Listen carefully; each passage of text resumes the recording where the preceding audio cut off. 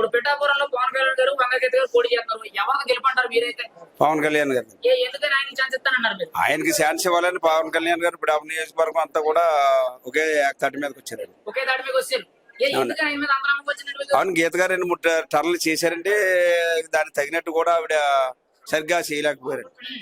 ఇంకా ఎంపీ అయిన తర్వాత అసలు ఆవిడ కనిపించలేదండి. కనిపించలేదు. అసలు అభివృద్ధి పరంగా ఎలా ఉందంటారు పిఠాపురం? అభివృద్ధి అనేది శూన్యం అండి. అభివృద్ధి రోడ్లు గాని, డ్రైన్లు గాని, ఒక హాస్పిటల్స్ గాని ఏది అభివృద్ధి చేయడం వైఎస్ఆర్ సాధ్యం కాదు. Vasavi online services. మా వద్ద పాస్పోర్ట్ వీసా సర్వీసెస్ కలవు. వీసాలో 99% అప్రూవల్ సక్సెస్ రేట్ ఉంది. Please contact 8019482544. మరి 5 ఏళ్ల పరిపాలన జగన్మోహన్ రెడ్డి పరిపాలన ఎలా ఉందంటారు? ఉచిత పథకాలకే సరిపోయిందండి జగన్మోహన్ రెడ్డి పరిపాలన అంతా.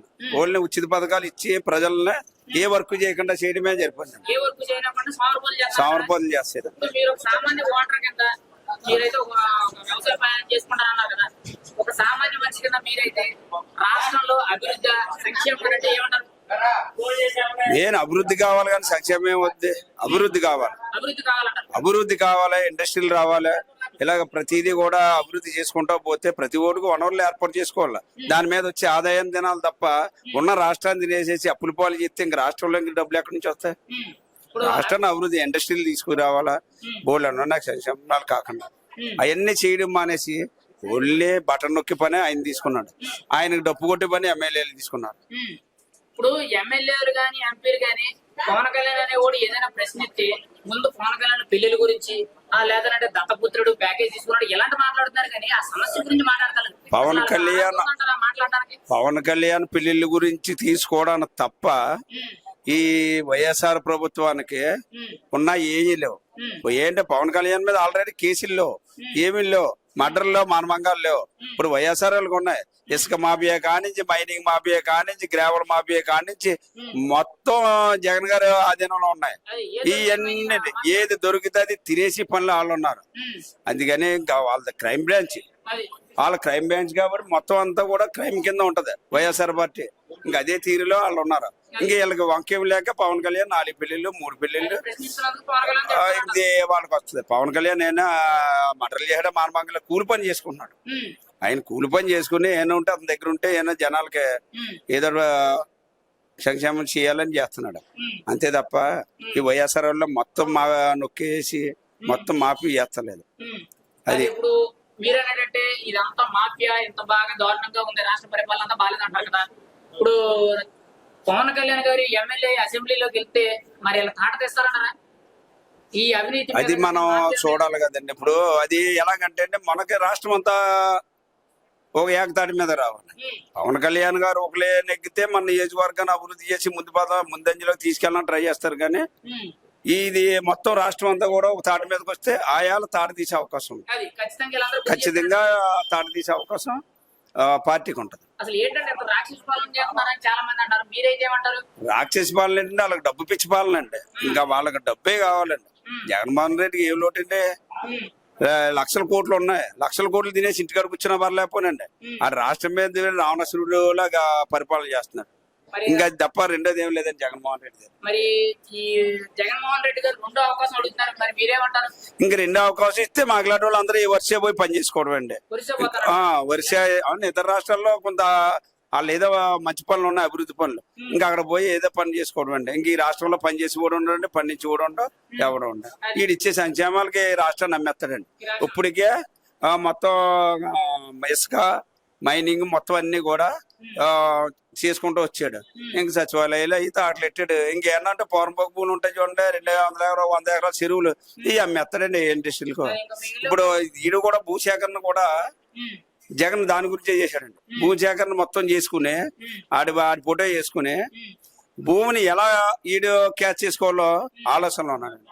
ఎక్కడో దిక్కున పూర్వపోక అనేది ఒకవేళ చెరువు అనేది 200 ఎకరం ఉన్నది అనుకోండి, దాని పక్కన 100 ఎకరం కొనుక్కుని ఏ ఇండస్ట్రీ వాడికి పార్ట్నర్ ఇచ్చేస్తాడండి. ఈడ తప్ప రెండోది ఏది చేయడండి రాష్ట్రంలో. జగన్మోహన్ రెడ్డి తీసుకొచ్చారండి, మీ ఇంటి డాక్యుమెంట్లు వీళ్ళ పట్టాలు కూడా ఆయన దగ్గర ఉండాలి. ఇంకా మరి ఆయనకి పని ఉంటాయి కదండి. ఆయనకి పని ఎందుకుంటాయంటే సంక్షేమాలకు డబ్బులు కొడతాడు, రాష్ట్రం మీద డబ్బులు రావు. డబ్బులు కావాలంటే అక్కడ ఈ కాగితాలు ఉంటే మళ్ళీ బ్యాంకులో తాగలేట్టు డబ్బులు తెచ్చి సంక్షేమాలకు ఉపయోగిస్తాడండి. ఆయన ప్లానింగ్ అదండి. అంటే మన ఆస్తులన్నీ కలిపి ఆయన తాగలేడేస్తాడండి.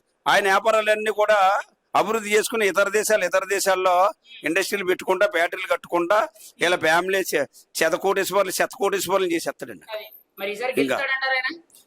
గెలిస్తే చెప్పాను కదండి, ఇంకా వరిసయో మధ్యప్రదేశ్ మహారాష్ట్ర ఇలా వలస పోవాలండి మనం. గెలిస్తే మీరు పారిపోతారంటారు. వలస పోవాలండి, అది గ్యారంటీ. అది ఓడిపోతే ఏం చేస్తారండి మరి? ఓడిపోతే ఆయన జైలు పోతాడండి. అది మీరైతే ప్రశాంతంగా నిద్రపోతారా? మేమైతే ప్రశాంతంగా నిద్రపోతాం. ఇప్పుడు మరి ఆయన నేను ఒక్కడినే సిద్ధం శ్యామ సింగిల్ గా 175 స్థానాలు నేనే గెలుస్తానంటున్నాడండి ఆయన. ఇంకా 175 కాబట్టి 300 స్థానాలు పెట్టేసుకోమనండి. ఇంకా ఆయన గుద్దేసుకోమనండి. ఇంకా రాష్ట్రంలో ప్రజలు ఎవరున్నారండి? 175 గుద్దేసుకుని ఆయనే పరిపాలన చేసుకోమనండి. ఇంకా అప్పు చేసిన కూడా ఉండదు కదండి. అప్పుడు రాష్ట్రాన్ని అమ్మేసుకుని ఏదైనా అమెరికాలోనో సింగపూర్ లోనో మలేషియాలోనో మంచి ఇండస్ట్రీలు ఉన్న కాడ మంచి ఆయిల్ ఉత్పత్తి అవి ఇక్కడ భూసేకరణ చేసుకుని ఇంకా అక్కడ బతుకుతాడు ఆయన. ఇంకా మన రాష్ట్రం ఇంకా అమ్మేసి పోతాడు కదండి ఆయన. 175 రావడం ఏంటంటే ఇప్పుడు 175 కోరుకున్నాడంటే అది ఎంత అత్యాసపరుడు. 175 స్థానాలు వచ్చేస్తే 175 స్థానాల్లోనే ఇంకా ఏమన్నా ప్రశ్నించేవాడు ఉండకూడదా? రాష్ట్రాన్ని అమ్మేసినా ఇంకా అడిగేవాడు ఉండకూడదు అనమాట అండి. ఇప్పుడు సిద్ధం అంటే అదే అండి. సిద్ధం అంటే అండి పూర్వం మహారాజులు ఉండేవారండి. 400 సంవత్సరాల క్రితం 300 సంవత్సరాల క్రితం మహారాజులు యుద్ధానికి సిద్ధంగా అనేవారండి. ఈడైనా మహారాజు ఏంటండి? ప్రజాస్వామ్యంలో ఒక నాయకుడు అండి. ఇది ఒక రాష్ట్రానికి ఒక నాయకుడు అండి. ప్రతిదానికి సిద్ధం ఏంటంటే అది సిద్ధం అనే పదం తప్పండి. సిద్ధం దేనికి? ప్రజలు రావాలని కోరుకుంటే వస్తాడండి. ప్రజలు ఈయన దింపేయాలని కోరుకుంటే దిగిపోతాడండి. సిద్ధం అన్న మాట అది కరెక్ట్ కాదు కదండి. ఓడిపోయింది నాకు సిద్ధం అండి. సిద్ధం అనే పదం వాడమే తప్పండి. ఫైనల్ గా అయితే ఇంటికి వెళ్ళిపోతారంటారు మీరైతే? ఇంటికి ప్రజలు పంపించాలండి. ప్రజలు పంపితే ఇంటికి వెళ్ళిపోతే మనకు ప్రశాంతంగా ఉంటుంది, మనం హ్యాపీగా ఉంటాం. మరి మీరైతే అసలు ఎవరు గెలుస్తారు అనుకుంటున్నారు? ఎంత మెజారిటీ గెలుస్తారు అనుకున్నారు? కూటమికే ఓటేసి గెలిపించాలనుకుంటున్నాం. కూటమి ఎన్ని సీట్లు వస్తాయంటారు? ఓవరాల్ 175కి 175కి 130 140 సీట్ల దాకా రావాలి. అది 130 నుంచి 140 సీట్లు వచ్చే అవకాశం ఉందన్నట్టు. 120 150 దాకా రావాలి. సీఎం అయితే మరి అవకాశం మరి చంద్రబాబు నాయుడు కొన్నది కదండి. అది మరి పవన్ కళ్యాణ్ ఛాన్స్ లేదంటారా? పవన్ కళ్యాణ్ గా ఛాన్స్ ఉంటే అప్పుడు పవన్ కళ్యాణ్ ఉపయోగిస్తాడండి. మనం గెలిపించాలి కదండి. ముందు ఇక్కడ గెలిపించాలి కదండి. మనకు వచ్చిన 21 సీట్ని గెలిపిస్తే ఒకవేళ అప్పుడు అవకాశం ఉన్నది అనుకోండి పవన్ కళ్యాణ్ చేయొచ్చండి. నట్టమే ఉందండి. 21 సీట్లు ఉన్నవాళ్ళు 30 సీట్లు ఉన్నవాళ్ళు సీఎంలు చేయలేదా? గతంలో చేశారండి. 40 సీట్లు ఉన్నవాళ్ళు చేశారు, 30 సీట్లు ఉన్నాయి. అప్పుడు అవకాశాన్ని బట్టి అవకాశం ఉంటే దాన్ని బట్టి అవుతారు. మార్పు రావాలనే కోరుకుంటున్నాం. మా ప్రయత్నం మేము చేస్తున్నాం. మా ఓటు అయితే జనసేన గ్లాస్ అండి. మార్పు కోసం మాతో ఉండే 10 మందితో కూడా ఓటేయించే ప్రయత్నంలోనే ఉన్నాం. ఖచ్చితంగా మీరు కష్టపడి పని చేసి కష్టపడి పని చేస్తున్నాం.